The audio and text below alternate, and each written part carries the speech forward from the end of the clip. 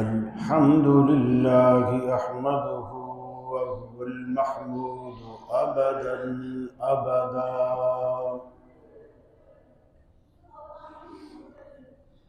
व अस्तईनुहु व हुवल मुनइमुल मौला व निअमन नसीरुल मुअय्यदा ला शरीक लहु इलाहन वाहिदन अहदन फर्दन समदा।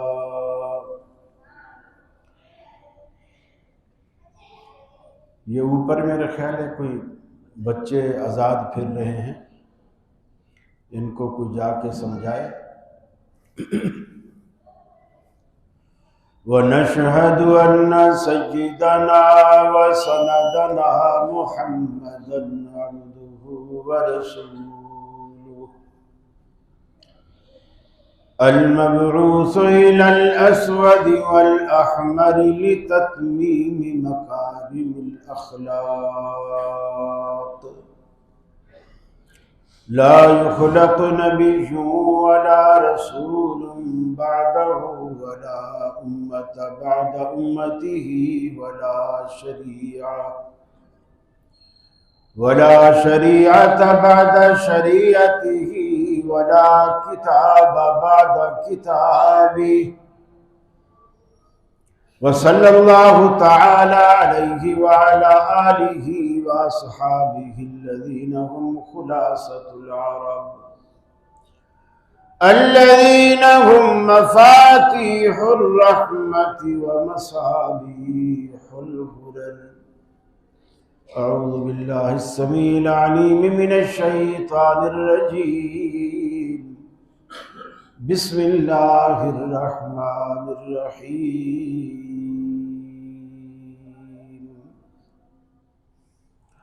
वकज़ालिका अख़्ज़ु रब्बिका इज़ा अख़ज़ल क़ुरा वहिय ज़ालिमा इन्न अख़्ज़हु अलीमुन शदीद।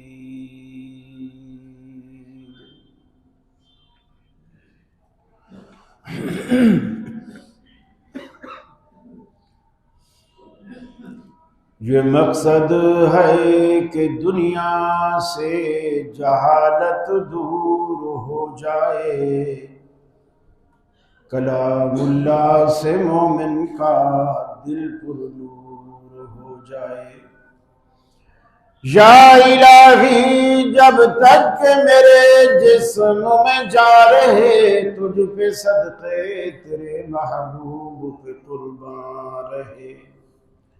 मैं रहूं या न रहूं पर दिल की है ये दुआ, दीन अहमद और इज्जत कुरान रहे। अजीज साथियों, दोस्तों और बुजुर्गों, दुनिया मोमिन के लिए कैद खाना है और काफिर के लिए जन्नत है। ये रसूल अकरम सल्लल्लाहु अलैहि वसल्लम का फरमान है, अद्दुनिया सिजनुल मुमिन व जन्नतुल काफिर। इसलिए कैदी कैद खाने में अपनी मर्जी से जिंदगी नहीं गुजारता, बल्कि कैद करने वालों की मर्जी से जिंदगी गुजारता है। जेल वाले जो खिला दे वही खा लेगा, जो पिला दे वही पी लेगा, जहां सुला दे वहीं सो लेगा, जहां बिठा दे वहीं बैठ जाएगा। जेल में वो अपनी मैं मार देता है। अल्लाह के रसूल ने जो दुनिया को जेल से तशबीह दी है, और इस दुनिया का मालिक यानी इस जेल का मालिक कौन है? वो अल्लाह है। गोया मुसलमान को ये तसव्वुर दिया कि तुम यहां अपनी मर्जी से जिंदगी नहीं गुजारो, जैसे कैदी जेल में जिंदगी गुजारता है उस तरह गुजार। इस जेल का मालिक दाल खिला दे तो अल्हम्दुलिल्लाह, मास्टर के मोल्टीफॉर्म पे सुला दे तो अल्हम्दुलिल्लाह, और अगर खजूर के पत्तों की बनी चटाइयों पे लिटा दे तो अल्हम्दुलिल्लाह, मुर्ग मुसल्लम खिला दे तो अल्हम्दुलिल्लाह, एकड़ कई एकड़ों पर मुश्तमिल घरों में रखे तो अल्हम्दुलिल्लाह, और 80 गज 50 गज का मकान भी मुयस्सर ना हो तो अल्हम्दुलिल्लाह। ये एक तसव्वुर रसूल अकरम सल्लल्लाहु अलैहि वसल्लम ने दिया है। फिर इस एतबार से दो तरह से दुनिया में इम्तिहान होते हैं, एक मोमिन पर होता है और एक काफिर पर। मोमिन पर जो इम्तिहान होता है उसे हम इम्तिहान ही कहते हैं, जो काफिर पर आता है उसे हम अजाब कहते हैं। यह भी रसूल अकरम सल्लल्लाहु अलैहि वसल्लम ने फरमाया, जब बंदा गुनाह करता है उसमें मुसलमान भी करता है, काफिर भी करता है, दोनों गुनाह करते हैं, लेकिन अल्लाह ताला फौरी तौर पर नहीं पकड़ता, ना काफिर को ना मुसलमान को। वो एक गुनाह 1 साल से किए जा रहा है, किए जा रहा है, बल्कि कभी कभी उसके दिल में यह भी ख्याल आता है, नऊज़ बिल्लाह मिन ज़ालिक, कि लगता है अल्लाह को मेरे इस जुर्म का पता ही नहीं, वरना मौलवी तो रोज डराते हैं अल्लाह का अजाब आ जाएगा, पकड़ आ जाएगी, क्यों नहीं आती, मैं तो इतने अरसे से जुर्म कर रहा हूं। अल्लाह के रसूल सल्लल्लाहु अलैहि वसल्लम फरमाते हैं, अल्लाह ताला जो पकड़ में ताखीर करता है वो 2 बंदों के लिए अलग अलग है, यानी उसका सबब अलग है। ताखीर मोमिन को भी देता है, ढील देता है, और काफिर को भी देता है, लेकिन मोमिन की ढील का सबब अलग होता है और काफिर की ढील का सबब अलग होता है। मोमिन को अल्लाह इसलिए ढील देता है ताकि ये तौबा कर ले, बाज आ जाए, मुझे मना ले, मुझसे माफी मांग ले, मुझसे सुलह कर ले। इस वजह से अल्लाह मुसलमान को ढील देता है, और काफिर को इस वजह से ढील नहीं देता। काफिर को अल्लाह ताला इस वजह से ढील देता है ताकि ये और कर ले, और कर ले। फिर जब मैं इसे पकड़ूं और इसे सजा दूं तो हर देखने वाला ये इसके अंजाम और इसकी सजा को देखकर ये कहने पर मजबूर हो जाए कि ये इसी का मुस्तहिक था, इसी के लायक था, इसके साथ अच्छा हुआ, इसके साथ बहुत अच्छा हुआ, इसके साथ यही होना चाहिए, बल्कि इससे भी ज्यादा होना चाहिए। ये जो एक जुमला हमारे यहां बड़ा मारूफ है कि अल्लाह के यहां देर है, अंधेर नहीं है। देर का मतलब यह नहीं होता कि नऊज़ बिल्लाह अल्लाह ताला को वो काम करने में, मंसूबा बनाने में, अपनी फौज लश्कर कुव्वत इकट्ठी करने में कोई टाइम लगता है। देर का मतलब यह होता है कि अल्लाह अपनी हिकमतों के तहत गिरफ्त को डिले करता है, और वो हिकमतें वही 2 हैं, मोमिन के लिए कि ये तौबा कर ले, संभल जाए, सुधर जाए, और काफिर के लिए कि ये और करे ताकि ये ज्यादा से ज्यादा सजा का मुस्तहिक हो। तो हम जब ये कहते हैं कि अल्लाह के यहां देर है, अंधेर नहीं, तो उसका मतलब ये है कि अल्लाह अपनी हिकमतों के तहत किसी मामले को डिले तो कर सकता है, लेकिन अंधेर नहीं का मतलब यह नहीं है कि अल्लाह इंसाफ नहीं करेगा। जालिम को जुल्म का बदला देगा, मजलूम पर किए जाने में जुल्म का बदला चुकाएगा, वो जिस शक्ल में भी। तकरीबन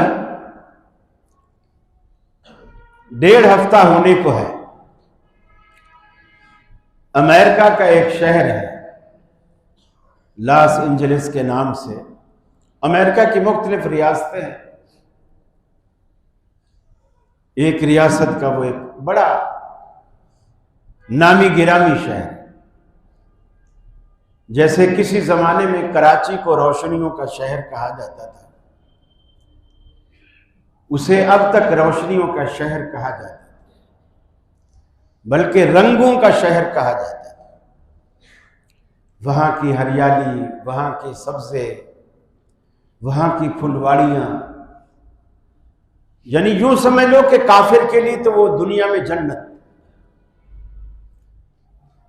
ये जितने भी फिल्म स्टार लोग हैं, उनके जो खबरें आ रही हैं, उन सब के तकरीबन बंगले लॉस एंजलिस में थे, जो अब राख का ढेर बन चुके हैं। गोया वो फिल्मी दुनिया का एक माना हुआ शहर, महंगा शहर। फिर देख लो, अल्लाह ताला जब अपनी कुदरत दिखाता है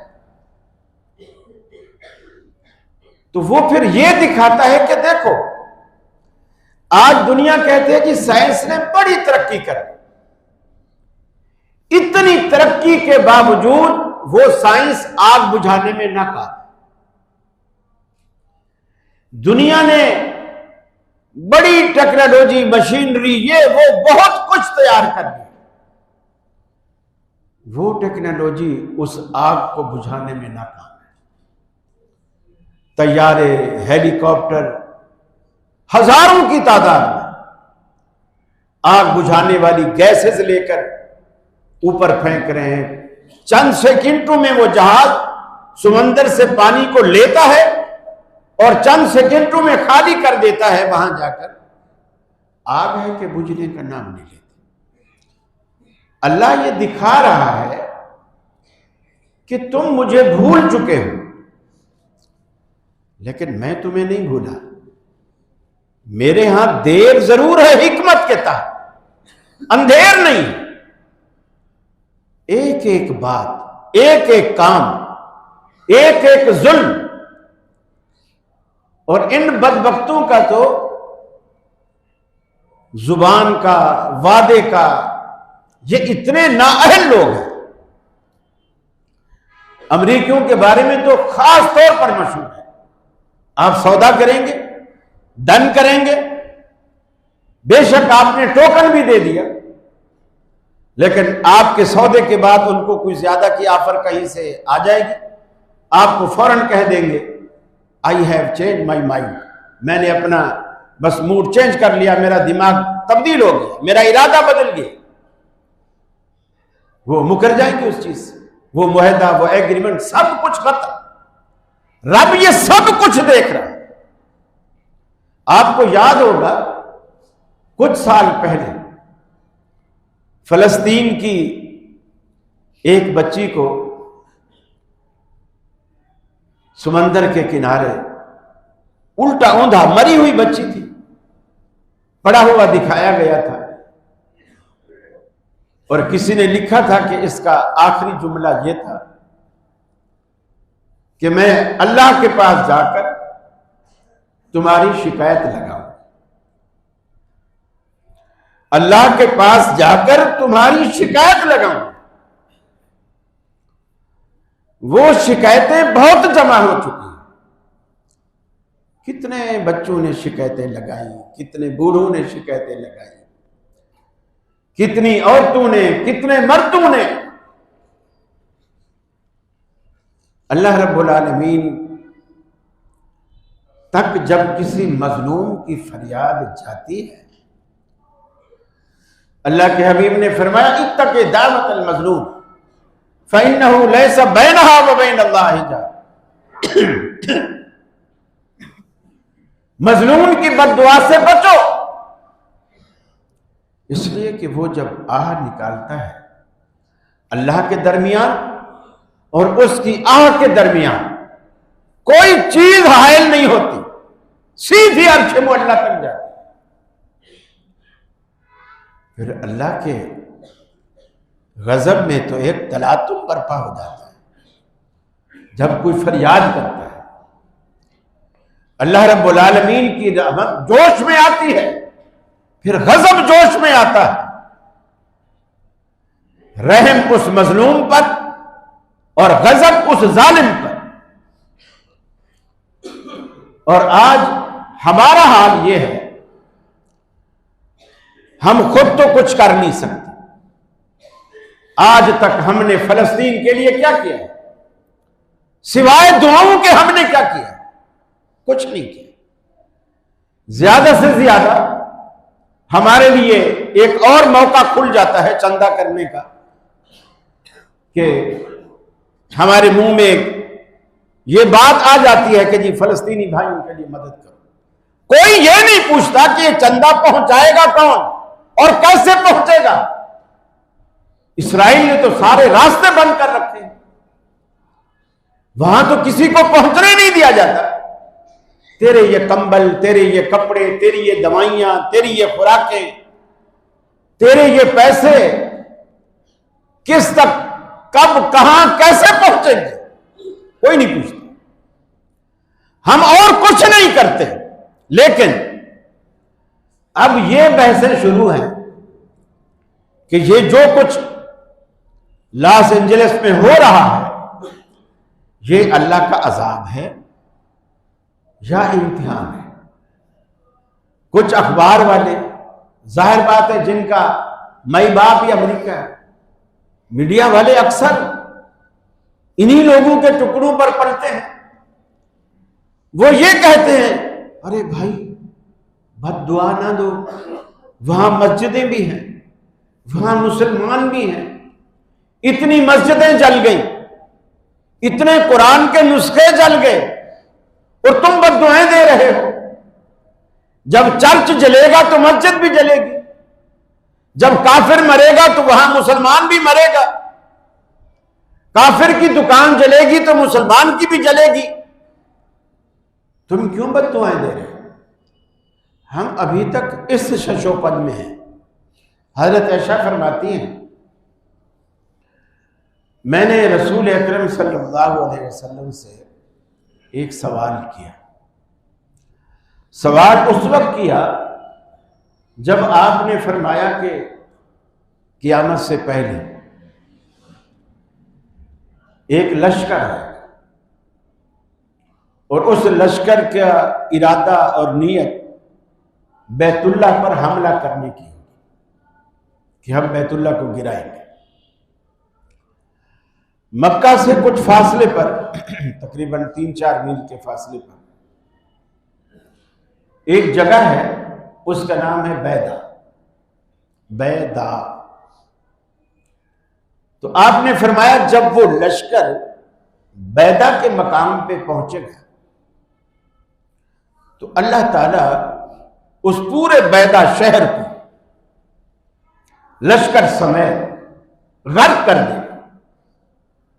पूरा लश्कर गर्क हो जाएगा और साथ में बैदा शहर भी गर्क हो जाएगा। हजरत ऐशा फरमाती है, मैंने ताज्जुब से पूछा या रसूल अल्लाह सल्लल्लाहु अलैहि वसल्लम, जब बैदा मकाम पे वो लश्कर पहुंचेगा, ये तो ठीक है कि अल्लाह उसको गर्क कर दे चूंकि वो बुरे इरादे, बुरी नीयत से आ रहा है, लेकिन जो बैदा शहर में पहले से रह रहे थे, मौजूद थे, उनकी दुकानें थी, उनके कारोबार थे, और उनका बैतुल्लाह पर हमले का कोई इरादा भी नहीं था और उन्होंने उस फौज का कोई साथ भी नहीं दिया, तो अल्लाह तो पूरे शहर को गर्क कर देगा। तो इसमें वो जो ईमान वाले जो बेकसूर होंगे वो भी मारे जाएंगे।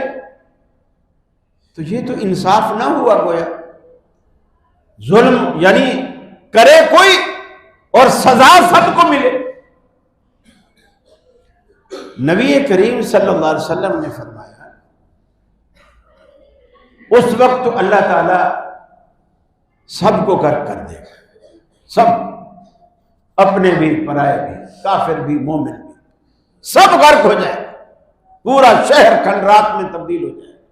लेकिन क़यामत वाले दिन जब अल्लाह ताला उनको उठाएगा तो फिर हर किसी को उसकी नीयत पर उठाएगा। जो जिस इरादे से मरा होगा उसको उसी नीयत पर उठाएगा। यानी जिनका इरादा बैतुल्लाह पर हमले का नहीं था, मुसलमान थे, वो अपनी मार्केट में दुकान खोल के बैठे थे, जाहिर बात है उनका तो ये इरादा ही नहीं। तो क़यामत वाले दिन जब अल्लाह उनको उठाएगा तो उनकी उस नीयत पर उठाएगा कि ये बैतुल्लाह पर हमला करने वाले नहीं थे, और जो हमला करने वाले थे उनको जो उठाएगा वो उनकी नीयत पर उठाएगा, उनके साथ सुलूक भी वही होगा।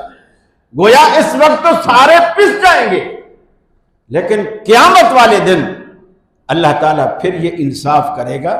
जैसे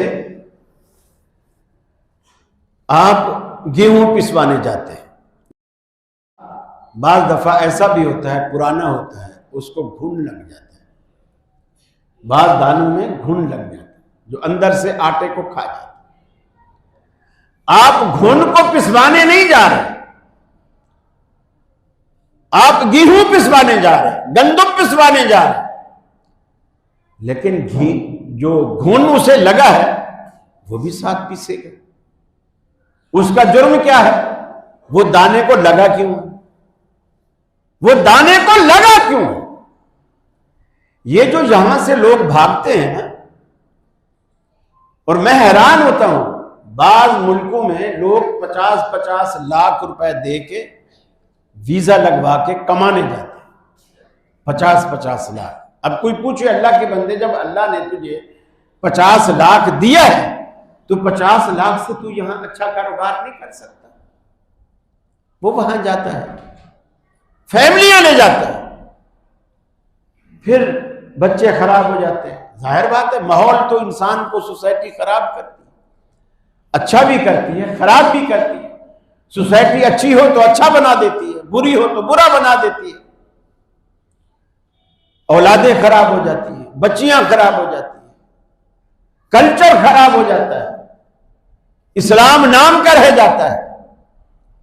फिर वहां से मसले पूछते हैं लोग कि जी यहां बहुत सारे मसाइल हैं, हलाल गोश्त हमें नहीं मिलता, अब सारी जिंदगी सब्जियां तो नहीं खा सकते, और हम खुद खरीद के घर आके ज़िबा करें तो इसकी इजाजत नहीं है। साफ सुथरे शहर है, कोई मंजूर कानूनी तो है नहीं कि जहां दिल करे गाय गिरा दो और ओजड़ी फेंक दो, सिरी पाए फेंक दो, कोई पूछने वाला ना हो। मैं जमशेद रोड पे एक दिन जुम्मा पढ़ा रहा था सिद्दीकी मस्जिद में, तो एक साहब जुम्मे के बाद बड़ी बड़ी जुल्फें रखी हुई और मुझे आके जुम्मे के बाद मिले, कहने लगे खतीब साहब मैं आपके खुतबे पे मुझे एक एतराज है। मैंने कहा जी बोले, क्या एतराज है? कहने लगे आपने खुतबा तो अच्छा दिया, लेकिन ये जो आपकी मस्जिद की गली है ये सारा कचरा पड़ा हुआ है इधर, कोई सफाई नहीं है, कोई सुथराई नहीं है, फलाने ने गाय बांध रखी है, फलाने ने, वो सारा इलाका ज्यादातर कसाईयों का है, कुरैशी लोग हैं कसाई, तो गाय बकरे जो फालतू होते हैं वहां बांध देते हैं। यहाँ से आया तो गाय बंधी हुई है, वहां से बकरे बंधे हुए हैं, उनके पेशाब, मेंगनियाँ, गोबर सब ऐसे पड़ा हुआ है। तो आप इनको समझाओ कि मैंने क्या, आप कहाँ से आए? कहने लगे मैं अमेरिका में होता हूँ, यहाँ मेरे रिश्तेदार हैं, तो मैं उनको मिलने आया। मैंने कहा कब आया? बोले कल आया। तो मैंने कहा कितना अरसा रहना है? बोले अभी महीना भर छुट्टी है। मैंने कहा इंशाल्लाह जब आप आखिरी जुम्मा पढ़ेंगे ना तो आपका ये इतराज़ ख़त्म हो जाएगा। अभी आप नए नए आए हो, अभी अभी आए हो, तो दिमाग में वो अमेरिका खड़ा हुआ है, महीने में इंशाल्लाह वो निकल जाएगा। फिर आप वहां जाओगे तो अमेरिका बुरा लगेगा कि यहां वो चीज है ही नहीं, यहां वो चीज ही नहीं है। तो लोग वहां जाने के बाद जब अपना एक माइंड सेट बनाते, उस माइंड सेट बनाने के बाद फिर वो यहां एडजस्ट नहीं हो सकते, खुद को यहां एडजस्ट कर भी नहीं पाते। फिर जब उनके साथ रहना है और उन पर अजाब आना है तो गेहूं के साथ अब घुन भी पिसेगा, चाहे वो मस्जिद बनी हो, चाहे वहां खतीब रखा हो, चाहे वहां इमाम रखा हो, कुछ भी हो वो उसके साथ पिसेगा। हिजरत याद रख लो, हिजरत सिर्फ दारुल कुफ्र से दारुल ईमान की तरफ है। दारुल ईमान से दारुल कुफ्र की तरफ कभी हिजरत नहीं होती। जहां आपका ईमान बचाना मुश्किल हो, काफिर हुक्मरान हो, आप नमाज ना पढ़ सकते हो, आप बेशक यहां गई गुजरी हुकूमत हो, लेकिन जितनी भी गई गुजरी हुकूमत पाकिस्तान में आई है, किसी ने आपको नमाज से रोका, किसी ने रोजे से रोका, किसी ने हज से रोका हो, किसी ने कुर्बानी करने से रोका हो? नहीं रोका। एक मुसलमान को और जिंदगी में क्या चाहिए? अगर हम नहीं पढ़ते तो हम नहीं पढ़ते, इसमें गवर्नमेंट तो कसूरवार नहीं है, हम नहीं पढ़ते कि जी इस्लामी निजाम नहीं है, ये पर्दा कोई नहीं करता। अब मेरी बेटी या मेरी बीवी को भी नवाज शरीफ आके बोलेगा कि पर्दा कर। मेरे घर में मैं हुक्मरान हूं, मेरा घर मेरी स्टेट है, मेरी रियासत है, मैं इसका हुक्मरान हूं। कुल्लुकुम राइन व कुल्लुकुम मसूलुन अन रइयतिही, हर बंदा अल्लाह के यहां मसूल है और उससे उसकी रियाया के बारे में पूछा जाए। एक शौहर अपने बच्चों का रईस है, अपनी बीवी का रईस, वालिदैन अपने बच्चों के रईस है, वो रियासत के अपने चार दीवारी के अमीर है, उससे उसके बारे में पूछा जाए। सूबे वाले से सूबे के बारे में, मुल्क वाले से मुल्क के बारे में। एक सहाबी ने खड़े होकर अर्ज की, या रसूलल्लाह मैं तो अकेला हूं, मेरी तो शादी भी नहीं हुई, मां बाप भी नहीं है, बच्चे भी नहीं, बिल्कुल अकेला। तो क्या मैं भी मसूल हूं? अल्लाह मुझसे भी पूछेगा? आपने फरमाया हां, तू भी मसूल है, अपने हाथ का, अपनी आंख का, अपने कान का, अपनी जुबान का। ये चीजें अल्लाह ने तेरी महकूम बनाई, जैसे चाहे हाथ इस्तेमाल करता है, जहां चाहे आंख उसे देखती है, जो बोले जुबान उसे अदा करती है। ये तेरी महकूम है, तू इसका हाकिम है, तो उससे पूछा जाएगा। मेरे भाई, हम इस वक्त कहां खड़े हैं, कहां बैठे हैं और किस इंतजार में? अल्लाह रब्बुल आलमीन ने कुरान पाक में फरमाया वकज़ालिका अख़्ज़ु रब्बिका इज़ा अख़ज़ल क़ुरा व हिय ज़ालिमा। इसी तरह रब्बुल आलमीन ने, तेरे रब ने, तेरे परवरदिगार ने अपनी गिरफ्त डाली।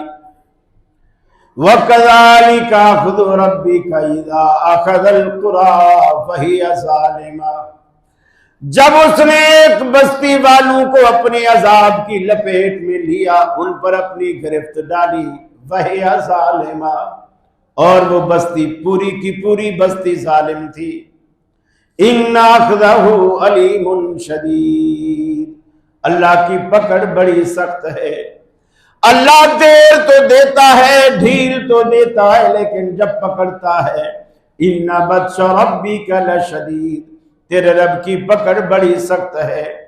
हम तो 6 फुट का जिस्म रखने वाले, 5.5 फुट का जिस्म रखने वाले, हमारी तो कोई हैसियत नहीं है। अल्लाह रब्बुल आलमीन ने कौम आद, कौम समूद को देखिए, ऐसे ऐसे कद थे जैसे खजूर का दरख्त खड़ा हुआ हो। अल्लाह ने कई दिन तक मुसलसल रब्बुल आलमीन ने आंधी चलाई, ऐसी तेज हवा के झक्कड़ चलाए, ऐसी तेज हवाएं, हवा के आगे ना उनके घर टिक सके, ना उनके वजूद खड़े हो सके। फरमाया अल्लाह का कुरान कहता है जब वो जमीन पर गिरे, हवा का प्रेशर इस कदर था कि पेट को अंदर से सारा खाली कर दिया। कान्नहुम आजाज़ु नखलिन खाविया, जमीन पे ऐसे गिरे पड़े थे जैसे खजूर के खोखले तने पड़े हुए हो, ऐसे हमने जमीन पे गिरा दिया। ताकत का ये आलम था कि वो जमीन पे मकानात अपने घर नहीं बनाया करते थे, पहाड़ों को तराश तराश कर उसके अंदर जैसे गार नुमा बनाए जाते हैं, इस तरह काट काट कर पूरे कमरे अपने कद के मुताबिक पहाड़ों को तराश कर उसके अंदर घर बनाते। अल्लाह रब्बुल आलमीन ने उनको भी नेस्तो नाबूद किया, मुख्तलिफ अजाबों की लपेट में लिया। किसी का हक ना मारिए, किसी पर जुल्म ना कीजिए, जुल्म को देखा है तो उसको ना सहिए, जालिम का हाथ पकड़िए, मजलूम की दाद रसी कीजिए। अल्लाह रब्बुल आलमीन को ये बातें बड़ी पसंद है। अल्लाह के हबीब ने फरमाया आज दुनिया में कितने लिबरल तबके के लोग ये भी कहते हैं कि मियां आज मुसलमान दुआएं करते हैं कि अमेरिका को आग लगा दे, अल्लाह रब्बुल आलमीन और शहर भी जला दे। ये कितने जालिम लोग हैं, उनके मरने की दुआएं करते हैं। बाज दफा रसूल अकरम सल्लल्लाहु अलैहि वसल्लम ने रहमतुल लिल आलमीन होने के बावजूद कितने काफिरों के नाम ले लेकर बद्दुआएं दी। बाज के बारे में आपने ये भी फरमाया, जिस दिन मक्का फतह हुआ आपने नाम लेकर के फरमाया कि ये लोग अगर बैतुल्लाह का खिलाफ पके कर उसके पीछे भी छुप जाएं तो भी इन्हें बैतुल्लाह में जाकर कत्ल कर दो, इनको नहीं रखो। बाज दफा लोग अल्लाह को इतना नाराज कर लेते हैं, इतना नाराज कर लेते हैं कि फिर वो मुआफी के काबिल नहीं। मुआफी के काबिल इंसान जब होता है जब वो अल्लाह से डरता रहता है, अल्लाह से डरता रहता है और अल्लाह की पकड़ से डरता रहता है। वरना आप देखें कितने अजाबात अल्लाह रब्बुल आलमीन ने सूरह हूद को कभी तर्जमे के साथ पढ़ के देखा। अल्लाह के रसूल फरमाते हैं शय्यबतनी हूद, सूरह हूद ने मुझे बूढ़ा कर, सूरह हूद ने मुझे बूढ़ा कर दिया। हालांकि कुरान तो मौलवियों को मोटा करता है, मौलवी कुरान पढ़ते हैं ना तोंदें बड़ी हो जाती हैं और गर्दनें भी मोटी हो जाती हैं, एक साल के कपड़े अगले साल नहीं आते, तंग हो जाते हैं। लेकिन अल्लाह के रसूल फरमाते हैं मुझे कुरान ने बूढ़ा कर दिया। क्यों बूढ़ा कर दिया? इसलिए कि वो कुरान को समझते थे, कुरान को समझते थे। उसमें जब कौमों का जिक्र आता, उनके अजाबों का जिक्र आता, आप अंदर से खशियत इलाही से लरज़ जाते, कांप जाते। ना खाना अच्छा लगता, ना पीना अच्छा लगता। हम तो आसमानों पे जब कभी बादल देखते हैं ना तो कराची वाले बेगमात से कह रहे होते हैं बेगम मौसम कितना सुहाना है, सीवीओ चले घूम फिर के आते हैं। हजरत आयशा फरमाती हैं नबी करीम सल्लल्लाहु अलैहि वसल्लम जब कभी आसमानों पे घने और काले बादल देखते आप परेशान हो जाते। ये नहीं कहते ऐसा सुहाना मौसम है चलो सवारी निकालते हैं बाहर कहीं घूम फिर के आते हैं। हजरत आयशा फरमाती हैं परेशान हो जाते, ऐसे परेशान होते, कभी कमरे में कभी बाहर, कभी कमरे में कभी बाहर। फरमाती हैं मैंने पूछा अल्लाह के रसूल आप जब भी बादलों को देखते हो परेशान, इसकी क्या वजह है? आपने फरमाया आयशा एक कौम थी, अल्लाह ने उस पर कहत साली लाई। ये कहत साली भी अजाब की एक शक्ल है। आसमान बारिश बरसाना बंद कर देता है और जमीन खेती उगानी बंद कर देती, तो ये कहत साली कहलाती है। फिर जो अनाज जमा होता है वो थोड़ा होता है, पूरा नहीं पड़ता, फिर वो महंगा हो जाता है, फिर भी लोगों को कम कम मिलता है, फिर वो अफलास और महंगाई, इस तरह ये अजाब की एक शक्ल है। आप फरमाते हैं कि कहत साली आई, फिर साल बाद आसमानों पर बादल आए, घने सियाह बादल। जाहिर बात है जब बादल आए जैसे हम खुश हो जाते हैं कि इतने अरसे से बारिश नहीं हुई, अब बारिश आएगी, बड़ा मजा आएगा। तो सारे इलाके वाले, बस्ती वाले, गांव वाले सारे निकल के घरों से बाहर आ गए, मर्द औरत बूढ़े बच्चे सब खुश हैं कि अब बस बादल अब बरसे के बरसे। फरमाया कि जब वो गलियों में सारे लोग इकट्ठे हो गए, मकानों से बाहर निकले, अल्लाह का कुरान कहता है अम तरना अलैहिम हिजारतम मिनस समा, हमने आसमान से उन पर पत्थरों की, पानी की बजाय पत्थर बरसाने शुरू कर दिए, पत्थर बरसे। तो ऐसा मैं इसलिए बादलों को देखकर परेशान हो जाता हूं, मुझे नहीं मालूम इन बादलों के पीछे पत्थर हैं या रहमत का पानी है, मुझे ये मालूम नहीं। मैं इसीलिए डर जाता हूं कि कहीं वो बादल ना हो जो उन कौमों पर पत्थर बन के बरसे।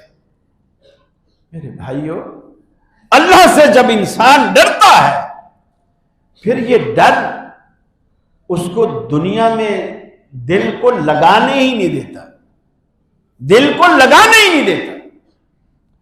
फिर रूखी सूखी जैसी मिल जाए बंदा कहता है अल्हम्दुलिल्लाह, क्योंकि वो समझता है ये दुनिया मेरा असली घर नहीं है, ये मेरी मंजिल नहीं है, ये तो मंजिल तक जाने का एक रास्ता।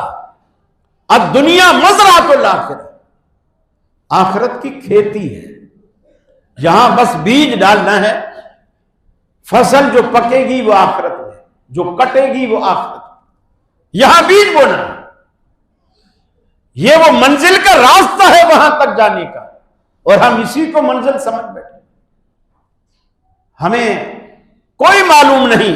लोग तो कहते हैं ना कि मियां बूढ़े होंगे, नमाजें शुरू कर देंगे, रोजे रखेंगे, कुरान पढ़ेंगे, सारा दिन ये करेंगे वो करेंगे, लेकिन किसको मालूम है कि हम पर बूढ़ा होने का अल्लाह मौका देगा कि नहीं देगा।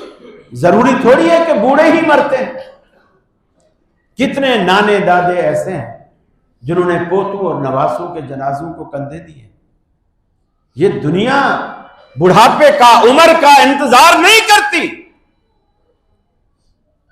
इस दुनिया में है दो जहां, एक ये जहां, एक वो जहां। इन दो जहां के दरमियान फासला एक सांस का, चलती रहे तो ये जहां, गर रुक गई तो वो जहां, एक सांस का ही फासला। और ये एहसास आज तक हमारे दिल में पैदा नहीं हुआ कि जिंदगी असल है क्या, और इस जैसी बेवफा चीज दुनिया में नहीं। बड़े से बड़ा बेवफा भी होता है तो कभी ना कभी इंडिकेट करता है, कोई इशारा देता है कि अब वो ब्रेकअप होने वाला है, अब रिश्ता टूटने वाला है। लेकिन जिंदगी तो वो इशारे भी नहीं देती। आप सेहतमंद होते हैं, जवान होते हैं, कोई दिल का आर्जा, कोई ब्लड प्रेशर, कोई शुगर, कोई जख्म, कुछ नहीं होता। आप बस घर से बाहर निकले, दही लेने ही निकले थे, सामने से बस कार आई, उसने टक्कर मारी, अस्पताल जाने का भी मौका नहीं मिला, उसी वक्त एक्सपायर हो, डॉक्टरों के पास जाने की भी नौबत नहीं आई। जिंदगी तो इतनी बेवफा। ये दुनिया में जो अल्लाह ताला हमें दिखाता है ताकि हम इबरत पकड़ें, हम इबरत पकड़ें। ये आग कहीं भी लग सकती है, सिर्फ लॉस एंजलिस में नहीं, कहीं भी लग सकती है। लेकिन सवाल यह है, जिसने आग लगाई है बुझा भी वही सकता है। आपकी टेक्नोलॉजी फेल, आपके हथियार फेल, आपकी साइंस फेल, आपकी फौज फेल, आपकी अवाम की ताकत फेल, सब कुछ फेल। अब कोई पता लगाए ये आग लगाई किसने है। कैसे लगी है, क्यों लग गई है, जबकि एहतियाती तदाबीर, ये वो हिफाजती तदाबीर, सब कुछ आपके शहर से, आपके मुल्क से ज्यादा है, फिर ये कैसे लगे? अल्लाह की कुदरत का कोई मुकाबला कर सकता है? अल्लाह की कुदरत के आगे सभी फेल। आने जाने का खेल जारी है, कोई क्या जाने किसकी बारी। सर पे मुंडला रहा है इजराइल, मौत का खौफ दिल पे तारी है, आखिरकार सब जुदा होंगे, 4 दिन की ये रिश्तेदारी है। यूं तो मीठा बहुत है जामे हयात, मगर आखिरी घूंट इसका खारी है। बस उसके लिए तैयारी कर लीजिए, इंशाअल्लाह फिर बेड़ा पार है। वाखिर दावाना अनिल हम्दुलिल्लाह।